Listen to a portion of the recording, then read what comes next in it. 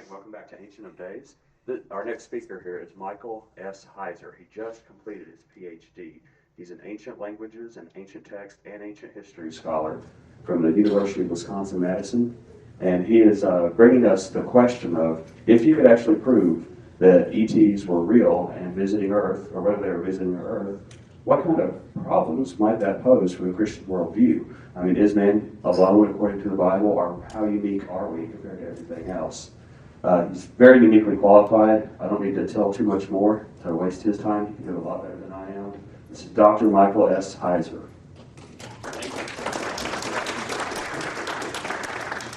Okay, as we get this started here, as Guy said, I'm more capable than he is of wasting my time. The focus of this session is, as he said, to ask the question, could Christianity accept a genuine extraterrestrial reality? And just by way of prepping this, by way of sort of setting this up, you, if you're at all familiar with me, or if you heard one of the other sessions, you know that I really have two sort of operating paradigms for this kind of question. And in my book, The Facade, I actually cover both of them. One is that what we see as the extraterrestrial phenomenon, and I do take it seriously. I do take people, take their experiences as credible reports. You know, there are always some that are making something up or just need attention, but I think the vast majority of people who, let's say, experience some sort of abduction experience, that I don't think everybody's lying. I do think there are credible researchers in this area that have produced a lot of good work to suggest that these people should be taken seriously. But one possibility for all that is that what we're dealing with here, especially in view of the correlations with the abduction scenario, what you read in the literature from abductee testimony, what we could be dealing with here is some sort of mimicry of a Genesis 6 type event, where you have some sinister operation here, where the sons of God, or some sort of entity, some sort of divine entity, fallen entity in biblical theology and later Jewish theology, where you have this activity sort of repeated, that it's sinister, it's evil, these entities aren't really extraterrestrials, defined as beings who actually live on another planet, who have determinate lifespans, who need to eat, who reproduce, who hate their jobs and all that kind of stuff. Just have a mundane existence. They could be actual entities masquerading as extraterrestrial gods. So that's one possibility.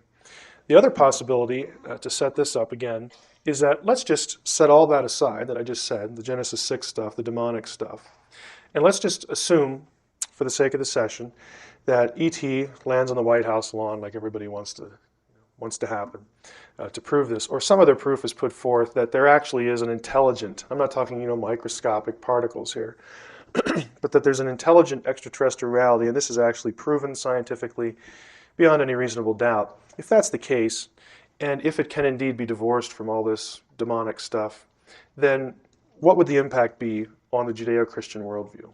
And those are the presuppositions we're going to take into this and the question we're going to ask. Now, there is a problem as implied in the title. The title suggests that there are many in the Judeo-Christian camp who would be troubled. Hence, if not, why ask the question? This all goes back to, by way of introduction, to something called the Brookings Report, as far as the attitude today that if there was an extraterrestrial, Jews who take the Scriptures seriously, Christians who take the Scriptures seriously, just could not handle this. That approach, that idea, that assumption really goes back to Brookings as far as people in the know. And I'm not going to read this whole thing to you, but the Brookings Report was done roughly in round numbers in 1960, a congressional report for NASA, and part of it dealt with the implications of the discovery of extraterrestrial life. And this paragraph more or less just says, the first line here, anthropological files contain many examples of societies, speaking here of human societies, sure of their place in the universe, which have disintegrated when they had to associate with previously unfamiliar societies, espousing different ideas of different life ways. Now what that means is that anthropologists, people who study people and cultures, I sort of pointed out the obvious. When one culture encounters another culture, and that encounter sort of displaces what they thought about themselves. It can be a disturbing experience. Well, we all know that, but the Brookings report went even further. It actually this is a direct quote from a footnote on page 225. It actually says that fundamentalist and anti-science sects are growing apace around the world. For them, the discovery of other life rather than any other space product would be electrifying. And if you go down to the last line, if superintelligence is discovered, the results become quite unpredictable. To summarize this quotation, what they're saying is, look, people who are really, in these conservative religious groups, if you actually found intelligent life out there in the universe, this would be a really disturbing prospect for them, to the point where the results become quite unpredictable. We don't know what would happen. And this stance on the part of NASA, on the part of the government, has sort of carried the day as far as disclosure questions.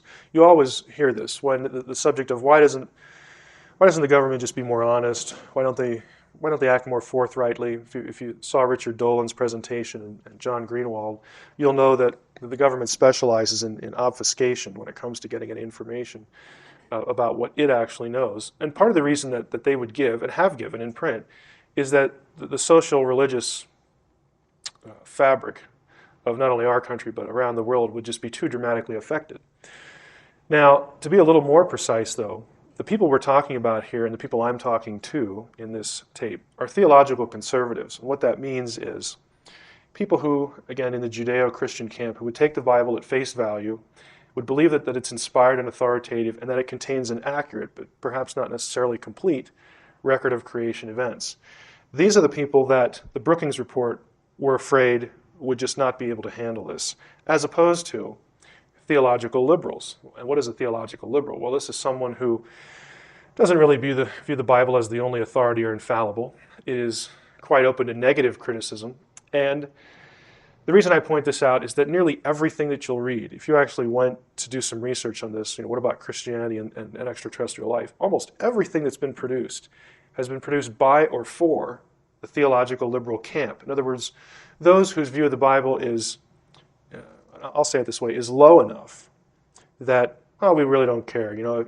If an ET would come along and that sort of produces the assumption, or in our minds the fact that the Bible is wrong, we would expect the Bible to be wrong anyway, so who cares?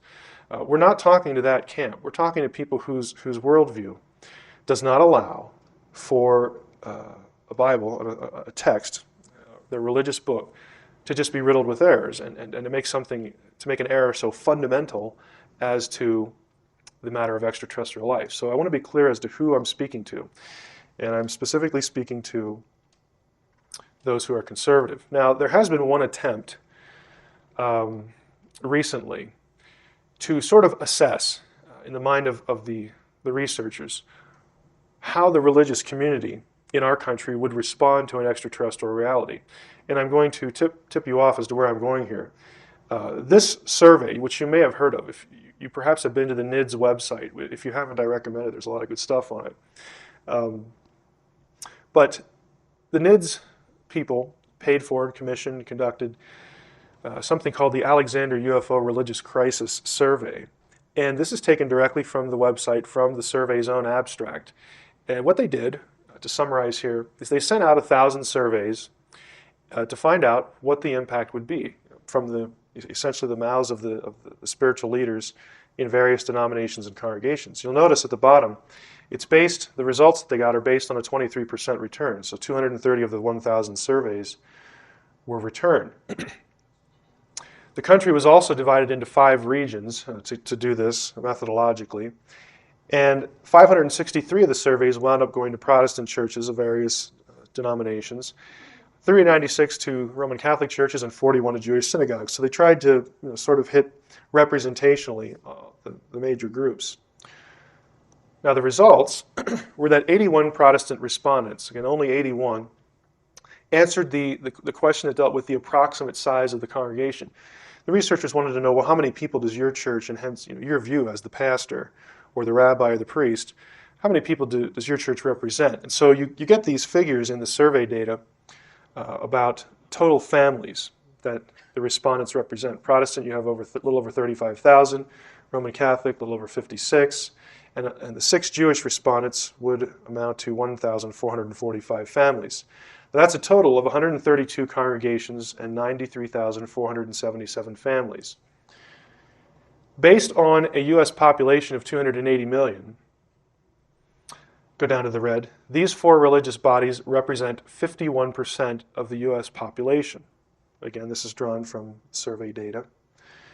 What that means, though, and this is me speaking, less than 1/4 of the surveys were returned, and there's no way to tell how theologically conservative the individual minister, priest, or rabbi was who answered the survey, because the researchers didn't ask that question.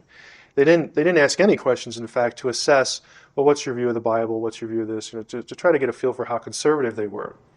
The more conservative the respondent, however, the more likely they would be to feel troubled by certain questions. And it's my guess, and it's only a guess, based on people in the ministry that I know of, and trust me, since I do this, I run into different pastors and, that I know, different academics in the wider Christian realm who just wonder, why are you doing this? And when you tell them, it's like, well, surely this just must be evil, and so on and so forth. Because they're very conservative, they don't want to entertain the possibility. So I would suggest that questions like this would really bother a theological conservative. And chances are they would just throw the survey away or answer very negatively. I don't think they would answer very positively to things like this. Do you think genetic similarities between mankind and an advanced extraterrestrial civilization would challenge the basic religious concepts of man's relative position in the universe? That was question number 5 from the survey. Question number 6 was, if an advanced extraterrestrial civilization had religious beliefs fundamentally different from ours, would it endanger organized religions in this country? Chances are a theological conservative would say, yeah, well, it would endanger mine. 10, if an advanced extraterrestrial civilization proclaimed responsibility for producing human life, if the ETs said, we're your creators, would it cause a religious crisis? If you're a religious conservative, this is completely contrary to what the Bible says. And of course it would bother them, again, if they're theologically conservative. But in the survey, you don't really know how conservative or liberal the respondent was. The other problem is the math. By the survey's own mathematical calculations and sources, and assuming a family is 4 people, a couple with 2 kids, we'll skip the dog, then the survey accounts for only 373,908 people in the United States. So there's the math. You get the 93,477 times 4. So you know how I got this. If we double that, if we're really generous, because again, only half the respondents actually gave their congregation size, so let's double it. That's 0.005% of the population of the United States. What I'm suggesting here is that this survey doesn't really cover what needs to be covered.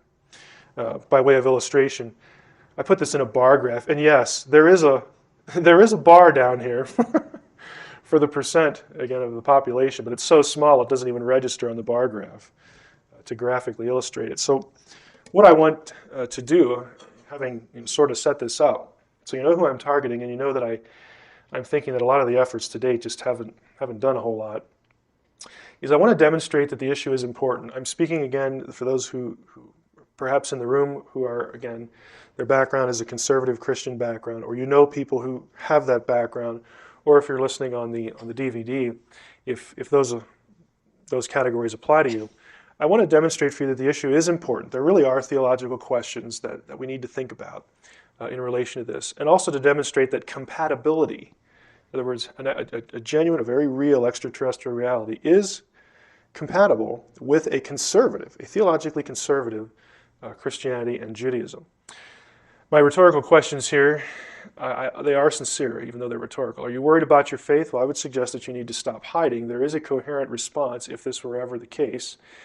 And if you like to trouble Christians over the issue, you like to needle them, perhaps go after them a little bit about their faith, I would hope that you wouldn't be as intellectually dishonest and frankly as cranky after today, after you see this, because there are coherent responses. Historically, how did it come to this? I mean, how did we get to this position where the church just really does not want to entertain this question? The reason I ask this is because it didn't used to be this way. Now, the debate over whether intelligent life exists elsewhere in the universe, again, just departing from all the demonic stuff, the abduction stuff, you might be thinking, well, you can't really depart from that. Again, just for the sake of the discussion is why we're doing it. But the question of whether there are other worlds is actually very old. It goes all the way back to Aristotle and Plato. So it has a long heritage. They were opponents, though, to the idea. They didn't like the idea that there were other worlds. And most early Christian authors were also generally opposed to extraterrestrials, since they tended to use Platonic and Aristotelian philosophy in the articulation of their theology, the explanation of different theological concepts. Augustine of Hippo, this is the famous St. Augustine, also attacked the idea, and much later Aquinas was opposed to the idea, mainly because he didn't like Aristotle. Later on, though, when you get into the High Middle Ages, in 1277, Tempierre, the Bishop of Paris, issued, now catch this, issued a condemnation, and he's a Roman Catholic, he issued a condemnation of doctrines that seemed to limit God's omnipotence. So he actually produced a list that, if you believe this idea, okay, or if you reject this idea, you're limiting God's omnipotence. And on that list was this. One of the propositions condemned was, quote, that the first cause, God, since he brought everything into the world, or everything into creation, the first cause cannot make many worlds. If you affirmed this, if you believed that God could not make any worlds, Tempierre was saying, you should be condemned, your idea should be condemned, because you're limiting God's omnipotence. Omnipotence is the idea that God can do anything that he wants that's consistent with his own nature and his will. So here you have a bishop of Paris saying, you really need to believe this, because he certainly could have doing it. He could have done it. Now, theologians who followed the lead of Tempierre didn't argue that God did create other worlds. Some did, some didn't, but the question was only that he could. So they're opening the door to a positive view of this. That openness led to the introduction of what Christian philosophers would later call the principle of plenitude during the Renaissance. So a century or so later. This was a philosophical, theological idea, not a biblical one. I mean, you're not going to get this from a Bible verse. But it was a theological idea that posited that an omnipotent creator like that proposed in the Bible must, and here's the key difference, must of necessity bring to be all that is possible to fully honor his own goodness and power. Hence, Christian theology went from seeing other worlds as possible to argue that they might even be necessary for God to really show how great he was. So that became a workable idea. Nicholas of Cusa, a famous figure in church history, encouraged the idea, and he advocated in print that not only could there be a plurality of worlds, but life probably also existed on the moon and the sun. Nicholas was a priest, later became a cardinal, and he was the first prominent Latin Christian scholar to embrace the idea of extraterrestrial life. But he wasn't the only one. Now, later on during the Reformation, the principle of plenitude did face some opposition again, particularly from Melanchthon, who was a Lutheran reformer, who in 1550 warned that the Copernican cosmology would lead to the idea that Christ's incarnation and redemption could have occurred on another planet. Now, what that means is, what Melanchthon's concern was, is that if we have all these other planets out there that are populated, he was afraid, or expressed the concern that, hey, if we affirm this, then we might also have to affirm that God could have sent Jesus to a different planet and effected the atonement for them and perhaps not us. Or later on, this idea is going to be blown up into the, I'll just call it what it is, into the pseudo-theological problem that if there are other worlds, then Jesus has to be incarnated on every one of them and live and die on every one of them and resurrect on every one of them. That's going to become an objection to the idea of extraterrestrial life. But Melanchthon was more or less concerned about humanity losing its position as the redeemed, or as the target of redemption more properly, than somebody else. So he was opposed to the idea. Belief in extraterrestrials among Christians and Christian theologians continued to be quite prominent during the Enlightenment, 17th and 18th century. Near the end of the 18th century, the consensus within and without the church, so both people in the church and people who had nothing to do with the church, was that the universe was teeming with intelligent life. And so many Christians believed the possibility actually enhanced one's religious perspective, again, in light of the principle of plenitude. So it was cool, it was in vogue, it was permissible, it was allowable to believe in other worlds as a Christian at this time. The acceptance of extraterrestrial life among Christians was soon undermined, however, by one of the Enlightenment's major figures. Thomas Paine, again, we've heard of Thomas Paine from history class in The Age of Reason. He argued that astronomical science had made it impossible for any thinking person to accept the central Christian notions of a divine incarnation and redeemer. And in the course of this debate, Paine became a firm deist. In his own words, here's how he put the problem as he perceived it. He says, "From whence could arise the strange conceit that the Almighty should come to die in our world because, they say, one man and one woman had eaten an apple? On the other hand, are we to suppose that every world in the boundless creation had an Eve, an apple, a serpent, and a Redeemer?"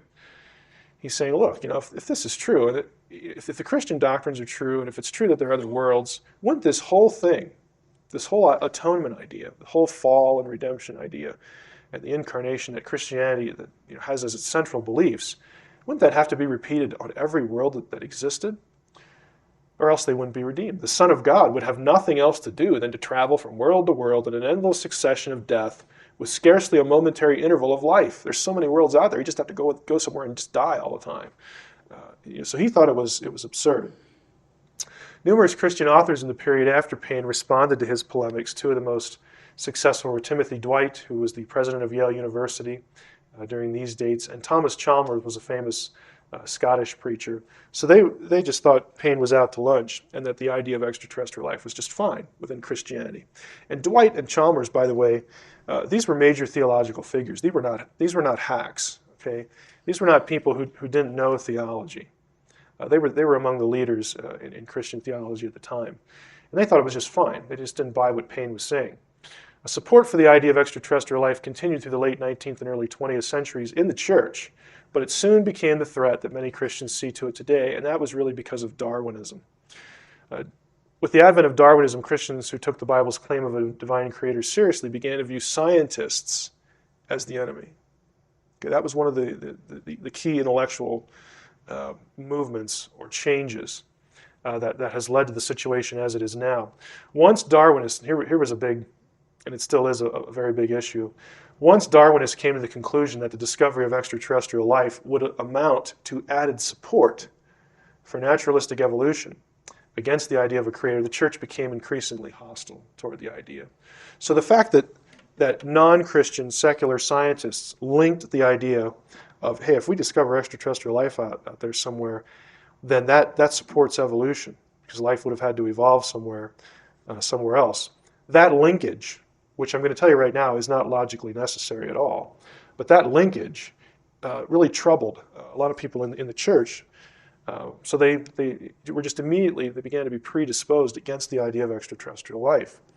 Now, some observations. Historically speaking, the church was often quite supportive of the idea of extraterrestrial life. That's just a point-blank historical fact. The idea of extraterrestrial life did raise important theological questions, but these questions were not viewed as threats to the faith by many. Two things, I believe, drove the church away from the extraterrestrial question, and here's the important part, neither of which arose from the Bible itself. And they were manufactured pseudo-theological problems from enemies like Paine, and the logically unnecessary linkage of naturalistic random evolutionary theory to the question itself. Now, the former of these, Paine's argument about Jesus having to die and resurrect on every world, made Christians wonder if the extraterrestrial life was a problem, and the latter forced Christians, the whole question of evolution, forced many Christians in their minds to distance themselves from the idea by default, thinking that if we accept this, then somewhere down the road, someone's going to argue that we must accept evolution as well.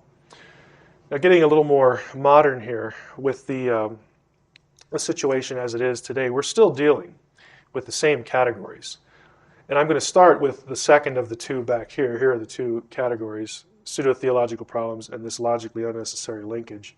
I'm going to start with the second one to jump into how I would respond, how I think the church can quite easily respond to the issues and affirm the possibility that their worldview is compatible with an extraterrestrial reality. Now, the notion of intelligent alien life that it proves, or at least supports, the theories of naturalistic evolution is, again, the modern version of today's unnecessary link. Panspermia, if you're not familiar with this term, is the idea that life was seeded from space. Usually this takes the form of what scientists would call undirected panspermia. It's accidental. Life particles are floating around out there in space, and they land on Earth and create life. There are those, though, who would favor directed panspermia, that extraterrestrials actually brought life here or came here and started life. The first major figure in science to say this was Francis Crick, okay, who you might remember, Crick and Watson, co-discoverer of DNA. He thought that evolution could not explain the complexity of life, and so he theorized, well, somebody must have brought it here. He did not, of course, want to say that there was a creator. But would an extraterrestrial reality actually prove either this idea, panspermia, or evolution? I would say to some extent the objection is completely irrelevant. There are many theologically conservative Christians. Again, I'm talking about people who believe that the Bible is the Word of God, who believe that Christ was God in the flesh, who believe that he died and he rose again. I mean, all the major doctrines of Christianity. There are many theologically conservative Christians, especially in the sciences with advanced degrees in those fields, who embrace the theory of evolution, albeit as a process created by God. Those who do this would call themselves theistic evolutionists. God created the evolutionary process and lets it run. And or intelligent design theorists. Now, intelligent design theorists do not all embrace evolution. Some of them reject it. But the fact is there are lots of conservative Christians out there who aren't troubled in the least by evolution. And just on a personal note, I know a lot of these people. Okay, I'm at the University of Wisconsin-Madison. I go to a campus church there. And our church, for some reason, is heavily stilted toward the sciences. I can't go to a service without bumping into half a dozen PhDs because we have a lot of faculty who are members and leaders in our church. Our church has a lot of graduate students in a lot of fields, but most of them seem to be scientists. By way of example, the head of the botany department at the UW is a member and an elder of my church. The head of environmental studies, member of my church. We have 2 research physicists, both with PhDs. It's a husband and a wife team who work at the cyclotron in Madison. They're members of our church. They affirm all the cardinal doctrines. I have 2 friends whose PhDs are in artificial intelligence. We got grad students in entomology and biology, chemistry, biochemistry, the whole 9 yards. And they all believe the faith. They all practice the faith. They're all firm Christians. Many of them, not all of them, I don't want to pigeonhole all of them, would probably be comfortable calling themselves theistic evolutionists. They all like intelligent design. They're all fans of that movement. So, in some ways, this objection is just pointless. It's going to be made by people who just are not acquainted with Christians who have advanced degrees in the sciences. By the way, do you know who Francis Collins is? The head of the Human Genome Project. He's a Christian. You don't believe that? Go on the internet, put Francis Collins in your browser and Wheaton College. You'll get his address to Wheaton College, which is a mainstream evangelical school. You'll get his lecture on his testimony, his faith. He's the head of the Human Genome Project, MD, PhD, the whole 9 yards. I could stand up here and just catalog PhDs in different fields to you, but I'm not going to waste your time doing that. For those Christians, the concern is not evolution, but naturalistic, purposeless, undirected evolution. What a Christian in the sciences would object to is that evolution is just totally random. It was not started or given to us or initiated by a creator. This is what the people I know object to, that you take God out of the process completely. If alien life forms, intelligent or not, were discovered, those in this category would just assume that God started the evolutionary process. It's okay. Other life forms out there on other planets are part of that process. God is the ultimate creator. So where's the issue? I've actually had them ask me this. Well, where's the problem? Well, you're preaching to the choir professor. I'll use their first name, but for the sake of this, just call them professor. I mean, to them, it's like a no-brainer. Why do people have a problem with this? Well, we usually get into an interesting conversation then. Those who reject evolution, however, again, there are many Christians who are just opposed to evolution completely. Just from the get-go. Those who reject evolution would, by default then, be forced to argue that God created alien life forms just as he created life on Earth. Now, I would submit to you that this is exactly what many Christians before Darwin believed. Principle of plenitude. So even if you're in this group, even if you reject evolution, all that does is put you back in the other category. God's omnipotent, he can do what he wants. He's still the creator. But I do want to unpack this a little bit, this alleged problem, to show again that it's not a very effective threat to the theistic worldview and the Christian worldview. Assuming evolution is valid for the moment, its validity in no way explains the origin of the matter present at the beginning of an evolutionary process. In other words, how organic matter evolves and how it came to be in the first place are separate questions. Okay? We don't, there's no necessary link there.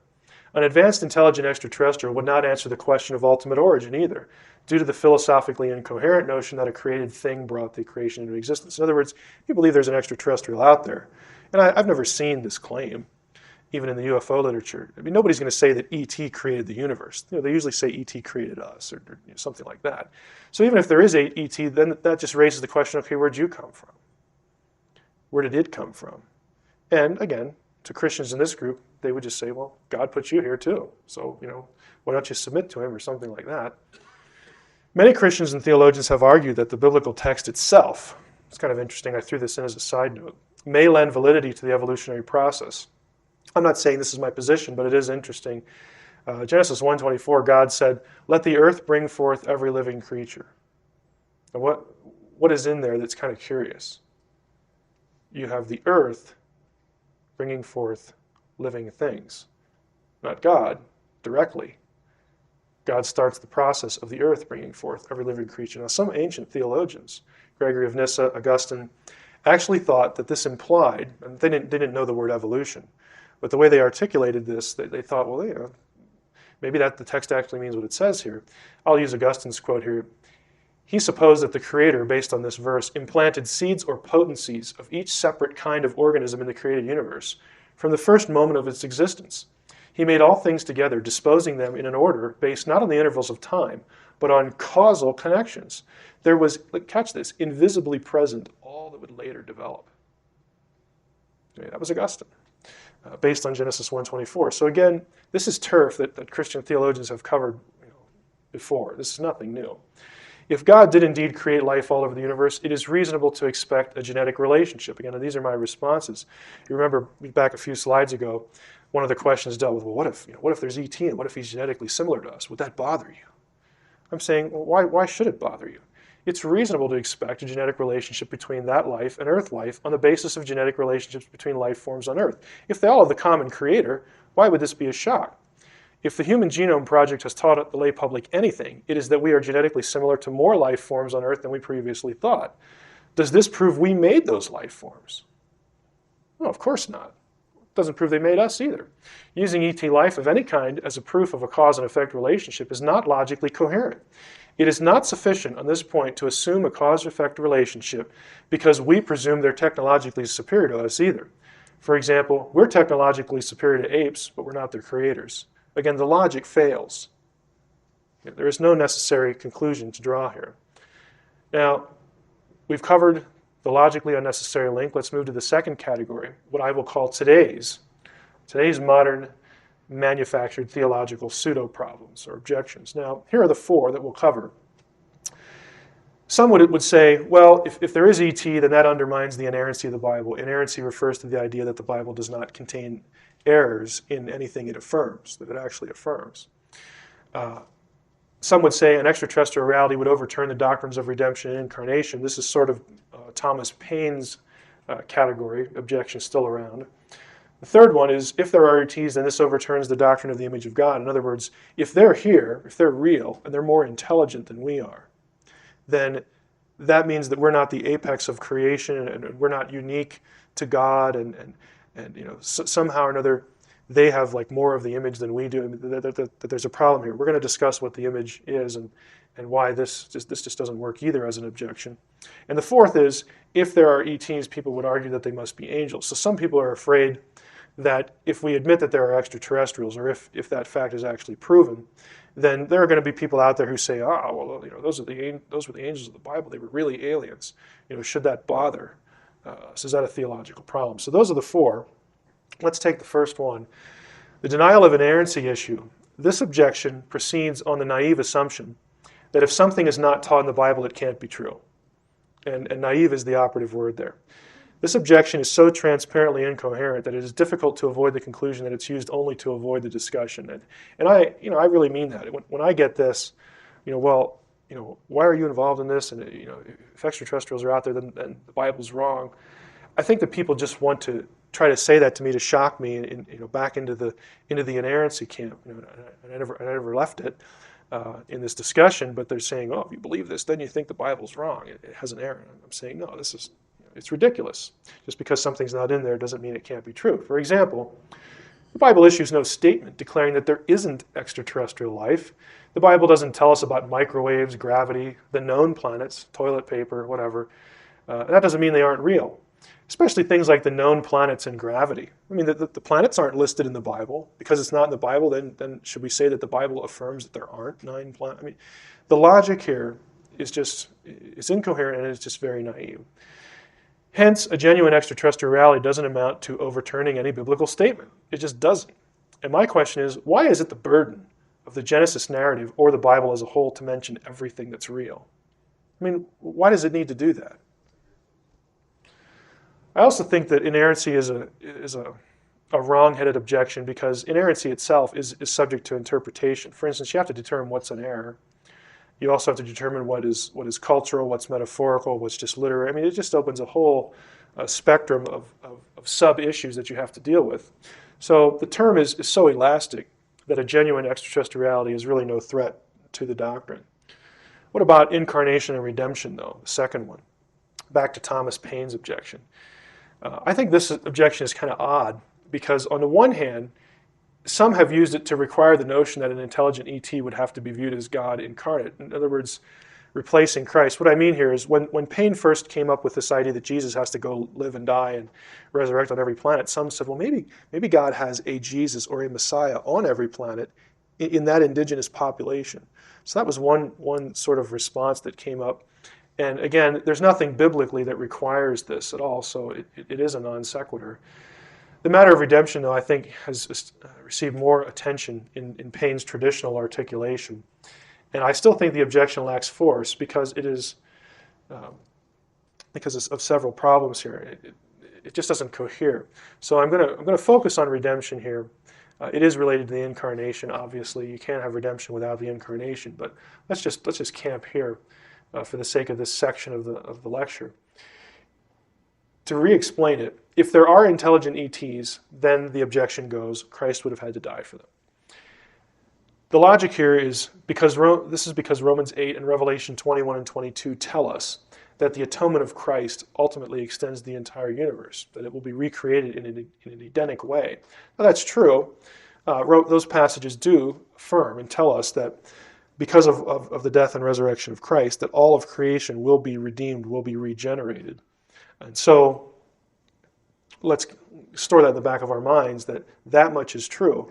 But to use that to say that Jesus would have to die for everything every other intelligent being in the creation is, again, a separate issue. But the argument goes if they're intelligent aliens, they'd have to be included in this. And yet the Bible doesn't say anything. Maybe this is a little clearer. C.S. Lewis, a very famous author, Christian apologist, who did not himself object to the idea of intelligent extraterrestrial life. He actually wrote a trilogy, his space trilogy, with this as its core. Perhaps some of you have read that. But he put the argument this way.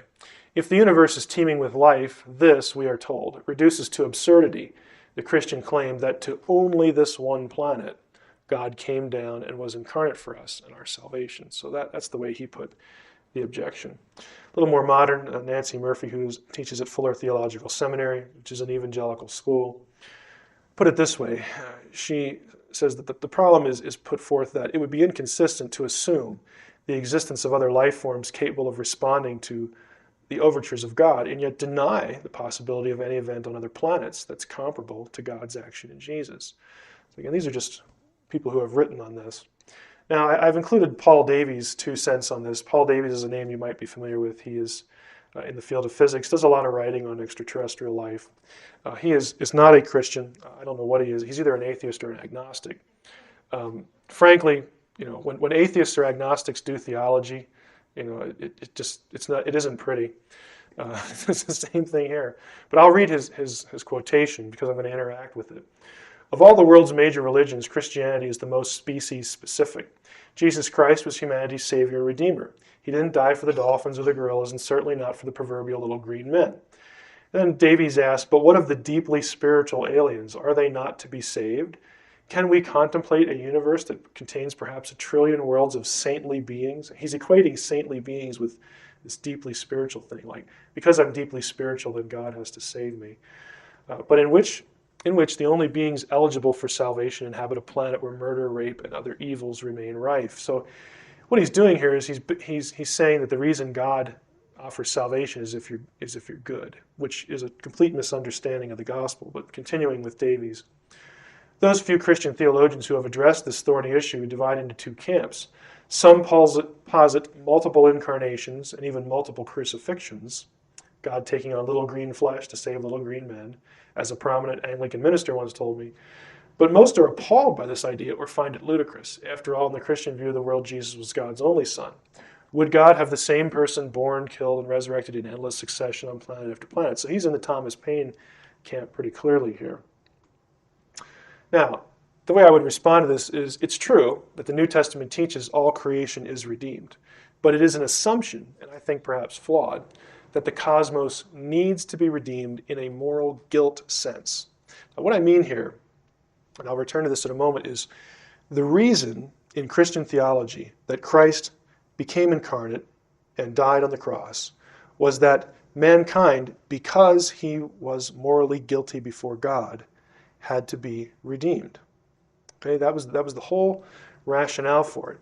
And what I'm suggesting here is I think it's a flawed assumption that everything in the cosmos is guilty before God and even needs to be redeemed. But we'll come back to that. Christianity does not teach we're morally guilty before God because we're intelligent or spiritual. We are in that state because God applies Adam's guilt to all humans. All right? That's what the Bible actually says. The other problem with what Davies says is salvation cannot be earned and is never deserved in biblical theology, but is granted to all those who put their faith in what Jesus did. As such, Davies' comments in particular show a fundamental misunderstanding of the gospel to begin with. If God did not apply moral guilt to aliens, and of course there's no biblical indication he did, presuming they exist, then the objection is moot. They don't need to be redeemed in a moral sense because they're not guilty before God. The effect of Adam's sin does not pass to them. Hence, E.T. may be of no concern when it comes to the plan of redemption. E.T. would need no savior, wouldn't go to heaven or hell. I don't like to put it this way, but E.T. could be on, in terms of heaven or hell, the level of an animal that is not guilty before God, and hence he's not going to suffer forever if he doesn't believe in Jesus. There are other human beings, in fact, I would say, again, this is my own view of Romans 5:12, who do not incur guilt before God, but the effect of what Adam did to them is somehow different. And again, I'm not terribly committed to this view, but I think it's possible that when Romans 5:12, if you're not familiar with it, says, Paul says, "For whereas by one man sin entered into the world," that's Adam, "and death by sin, so that death passed upon all men, for that all have sinned." This is usually taken to mean that when Adam sinned, his guilt was transferred to every human being, and so every human being needs to be redeemed. They need to believe in Jesus or else they're going to go to hell. Well, if you actually take the verse pretty literally, the only thing that passes upon men is death. And you can easily translate it with the result that all men have sinned. In other words, what Adam did might only result in mortality, and the fact that now that we're born, every human being will inevitably sin and become guilty before God, but is not necessarily guilty before they sin. Again, it's possible. It's a fairly common theological view when discussing the atonement. But I put in this category babies, abortion victims, people who are severely retarded, people who can't believe. And I'm just suggesting that, hey, there could be another category where human beings are taken care of by the atonement, but not in a moral guilt way. There are other non-human beings who are excluded from the category. Animals don't need a savior in the moral sense, yet they are part of the new heaven and new earth. Perhaps aliens, if they exist, are in that category. So, they're subsumed in the recreation, the regeneration of the cosmos because of what Jesus did. But they're not in danger of going to hell. Fallen gods or fallen angels are another category who have no chance of salvation. Perhaps those beings who portray themselves as aliens are in this category, and a lot of Christians think they are. If that's the case, then the atonement is a non-issue again. Is this a real threat to the doctrine of redemption?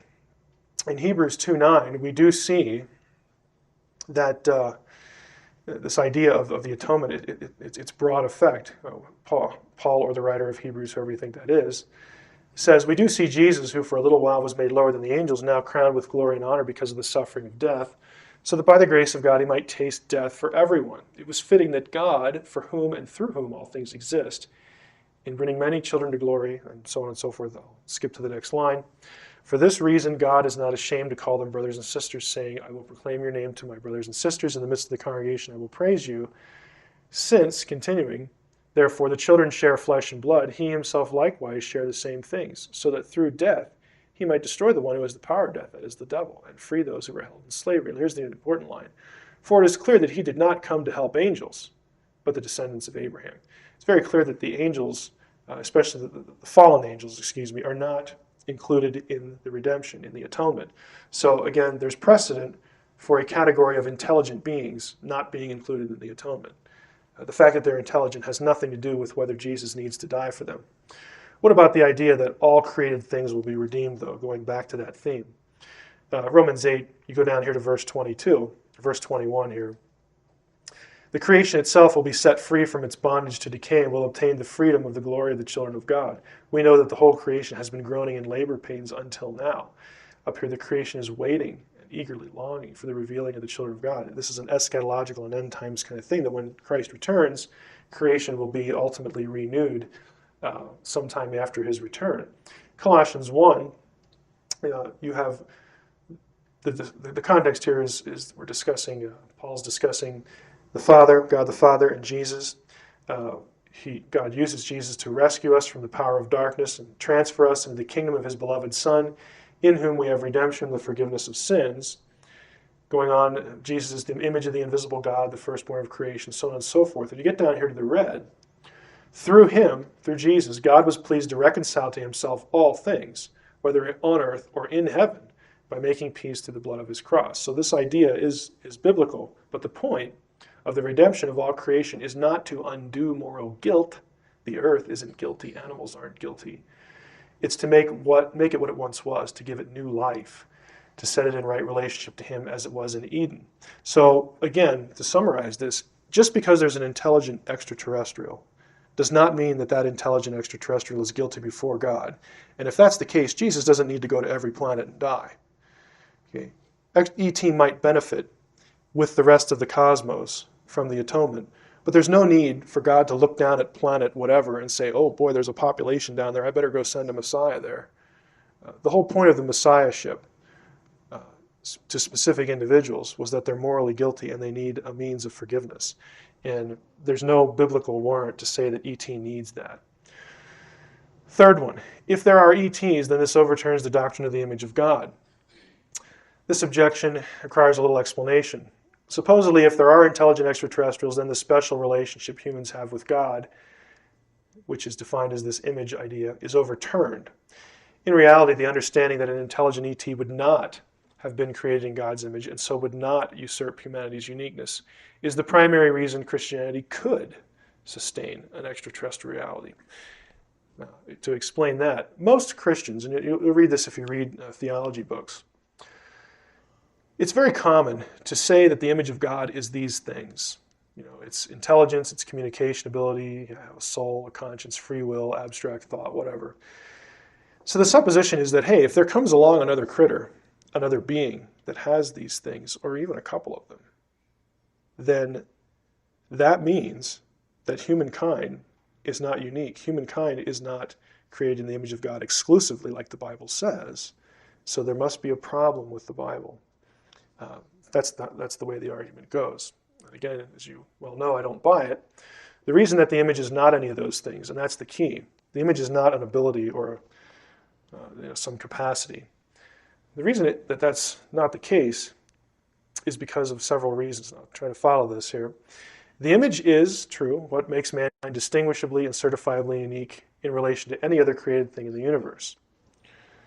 The image must be something possessed in its entirety, equally and fully by every human being. In Genesis 1:26, when God says, "Let us make humankind in our image," the whole point is that I'm going to create humanity in such a way that he is distinct from everything else I've created. And since we're created in his image, male and female, and every male and female has it, it's not something you get in stages, okay? You either have it or you don't. Now these conditions are again mandated by this passage, Genesis 1, okay, the famous image passage, let us make humankind in our image and in our likeness. Genesis 5, we have the phrase again, God creates humankind in the likeness of God. Genesis 9, a very famous verse dealing with capital punishment. Whoever sheds blood of humankind, by humankind shall his blood be shed, for in the image of God has God made humankind. My own position, as you're going to see in the next couple slides, is that the image is not a thing, an ability we have. It's not something put in us. It's something we are. It is a status that we have. We are God's representatives on earth. We are God's imagers, which explains this command. God was offended at murder. If you kill a human being, it is as though you killed God at effigy, because humans are his representatives, his stand-ins, so to speak, on the planet. And that was offensive. Now some observations. All men and women are image bearers, according to that Genesis passage. The image, of course, makes us distinct. There's something about the image that makes humankind like God, and the image is not incremental or partial. What I think it is, I've already tipped my hand here, and this is based on a point of Hebrew grammar, is the image is something we are, not something we have. This is the phrase in Hebrew, bet tselem is how you would say this, in the image. This little letter is a preposition in Hebrew. They're attached to the front of words. Now think about the way we use the word in. Okay, we use the word in a lot of different ways. If I say, put the dishes in the sink, in that sentence denotes location. Okay? If I say, write this letter in pencil, what I mean there is that the pencil is the instrument that you use for writing. If I say, I work in education, I work in the medical field, what I mean is this. I work as a teacher. I work as a doctor. I work as a nurse. In other words, that is my function. I work in the capacity of education or medicine. And I'm suggesting we take this meaning of the word in and put it back in Genesis 1:26. We are created as God's image. We are created to function in the capacity of his image. We're created to be him as though he were here. We're created to be his representatives, his imagers. Think of it verbally. It's a function, not a thing. And all human beings have an ordained destiny to carry out or reject as his imagers. Now, how does this relate? E.T. has not been put in charge of earth, as Genesis 1:26 and 27 says humans are. Hence, he is not an imager of God. Humanity would therefore remain unique. It would retain a special relationship between humans and God. If E.T. comes along, and let's say he's more intelligent, that doesn't undo the image, because the point of the image is that I, God, am placing you, humans, on the earth to rule it, to take care of it, to nurture it, like I would do if I were physically there. I'm putting you in charge. You're my representatives. It doesn't matter if E.T. is out here somewhere doing his thing on another planet, because God is in a unique, special relationship to humans on this planet, on Earth. Okay? Frankly, it doesn't mean a thing if E.T. is out there. His place is not God's imager on Earth. Maybe God's doing something else with him over there. But the categories, the distinction between the categories can easily be retained. I have here a little rabbit trail. What about the plurals in Genesis, our image? Because everybody asks about this, and to get a full answer to this, you're going to have to get some of the other tapes from the sessions. But it's true that the members of the divine council, God's heavenly host, are also God's imagers in some sense. They do rule, they do exercise authority. That is true. Humankind is still unique, though, since humans alone are God's representatives on earth. In fact, in Jewish tradition, and I would say in biblical theology as well, the whole point of the initial rebellion of the Nachash, Lucifer, the serpent, whatever term you want to use there, was because he, as a superior being to Adam and Eve, did not want to submit to the idea that God was putting them in charge. Okay, we're more capable, we're better looking, we're smarter, whatever. Why should we bow the knee to these two things that you've just created? The fact that heavenly beings can also serve God does not undo the fact that humans alone are his representatives on earth. God put humanity in charge not some other being. And again, the whole Jewish tradition about Satan thinking this was ludicrous falls into that category. Now, finally, the fourth argument, well, if there are ETs, then people are going to go running around saying that they're the angels of the Bible. And then we're going to have aliens in the Bible, and that's a problem, so on and so forth. Well, I would suggest you look at it this way. To be honest, if there are ETs, and if you're thinking this, that, I just can't wait to have ETs in the Bible, sort of, running the show or whatever, I would suggest to you need to think twice about that. I don't think you'd really want to do this if you're not a Christian, especially. Here's why. There are 4 problems with identifying angels with extraterrestrials. And again, I'm defining extraterrestrial as a being who has a determinate lifespan, who lives on another planet, who has to eat, who has to procreate to sustain his own race, who has to survive. In other words, he's not an immortal. Okay, he's not an entity, an immortal entity. But that is exactly the way that Jewish and Christian texts describe angels.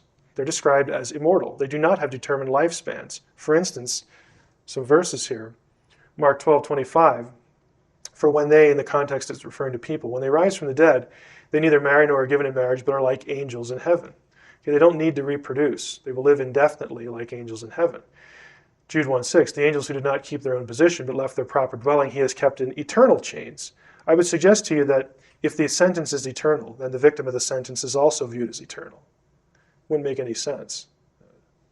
What's the point of having an eternal punishment if the being is not going to be around for it? Second problem, or second issue, is angels, Hebrew and malachim, are always depicted in human form. In other words, you never have a malach, that's the singular, an angel, ever depicted in non-human form. You have other categories, you have cherubim and seraphim and whatnot. But when the scriptures use this term, angel, and then describe what the angel is doing or what he looks like, they resembled people. You could not tell the difference. The best example here is the Sodom and Gomorrah story, where the 2 angels who had been along with the Lord, with Yahweh, in human form, in Genesis 18, they have a meal with Abraham, and then God sends the 2 angels to Sodom and Gomorrah because he's going to punish and destroy the city. When they get there, Lot doesn't know they're angels. When they get to Abraham's nephew's house, Lot, he welcomes them like they're any other human visitor. He has no idea who they are. It's only when they strike the city with blindness that Lot, it kind of clicks with him. Like, well, I can't do that. That's something people can't do. They must be something more. And in fact, they were. The only really, in the UFO literature, it's only the Nordics that would really resemble in any way angels that are described in the Bible. But there are some incongruities here, but for the most part, there's some overlap there. Angels are never said as well to need flying craft to get from one place to the other. They're truly extra-dimensional, or I guess you could say intra-dimensional beings.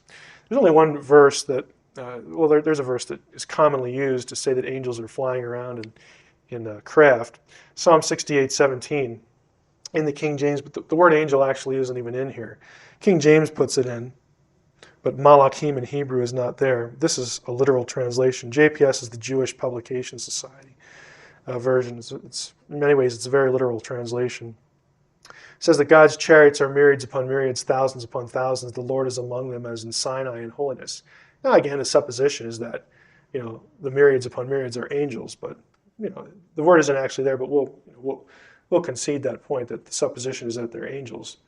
Same would be true in Elisha, in his case in 2 Kings 6, where I'm not going to go through the whole story, but Elisha prays that his servant can see the heavenly army that's protecting him, and God opens his eyes and he sees the hills all around Elisha covered with horses and chariots of fire. By the way, the mention of horses here with chariots, I don't recall reading in the UFO literature UFOs that need horses. I mean, this is just a common ancient version of what they actually saw. And I mention that to say this. As I said last night in the Ezekiel session, the biblical writer, the ancient Hebrew writer, has words for silvery, silver, disc, round, circle, window. I mean, all the features of a common UFO. These are just simple words across the board in every Semitic language, but they don't use them to describe the chariots. They just use the word for chariot, drawn by horses. It's an appearance, again, to create the impression for Elisha and his servant that God has an army protecting them. It's not that God's saying, hey, we're really all here in UFOs. Otherwise, I mean, why didn't he describe that? Fourth, are ETs, scratch the R there, are they the angels of the Bible? Now, fourth problem, if they're to be misidentified in New Testament texts, then logic would compel us to accept whatever else the New Testament says about them. What I mean by this, in other words, is that it is intellectually inconsistent to accept that an ET reality is, quote, provable from the Bible, and then to turn around and reject what the Bible says about those beings. If you want to say that the angels of the Bible are extraterrestrials, then I want you to be consistent. I want you to then accept and affirm and believe and obey whatever else the Bible says about those ETs, those angels. And here are some examples. And I don't think, if you're not a Christian, I don't think you're going to want to do this. Here's why. Some examples. Angels, ETs in question mark there, save only the followers of Christ at the rapture, or the second coming, if you don't like the rapture idea. So if you're not a Christian, ET is going to kiss you goodbye. Angels, ETs, announced that Jesus was in fact the Messiah. So again, if you're not a Christian, you better get your act together. ET says, ET affirmed, ET declared that Jesus in fact was the Messiah. ETs are also inferior to and are subject to Jesus Christ. He is their authority. ETs, angels, carry out the wrath of God on the earth and unbelievers at the time of Armageddon. So again, if you're here when Christ comes back with his ETs, as people are so fond of saying, as he comes back with his army of UFOs and extraterrestrials, if you're not a Christian, you're in heap big trouble. Now, I don't think I've ever found someone who really would be willing to embrace a lot of these things if they're not a Christian. My experience has been that most people who want to say that the angels of the Bible are extraterrestrials are very hostile to the Judeo-Christian worldview. And I'm just asking, I'm not really asking, I'm just telling you, you're inconsistent. You have, again, the pick and choose approach to the Bible. You pick what you like, you discard what you don't. One must decide one of two things about the angels or ETs idea. Either don't identify them, number one, or number two, explain how it in fact is intellectually honest of you to pick and choose. And I don't think you can do that. Now, one last thought. While it is certainly true that Christianity can accommodate an extraterrestrial reality, there are two aspects of the alien debate that Christian theology today would still reject. One is the assertion that ETs created humanity. What I'm saying here, by way of sort of a summation, is that, look, on the one hand, it's perfectly easy and perfectly reasonable, perfectly workable for someone who's a conservative Jew or conservative Christian to accept the idea that there could be a real extraterrestrial. The problem comes in this linkage, this assertion here. And second, again, the possibility that while angels are not the ETs, the beings that present themselves are somehow the evil fallen sons of God. This is where you're going to find a lot of Christians nowadays, their resistance to the idea. But what I'm saying to you is that there's no, while this can be articulated, this can be explained, this can have a coherence of its own, I think that Christian theologians should also admit and tell their people that maybe this doesn't have to be the case, and we can have an extraterrestrial reality and still affirm the faith. That is what I have for today. We can take question and answer, I guess. I don't know. I don't know what time it is, so I'm going to rely on the tape guys. We do? Okay. All right. Okay. So we're gonna have Bill come. Where are you, guy? Okay. Okay. All right. Well, let's just stop then. Okay. No, he wants to get started with the next one. Okay.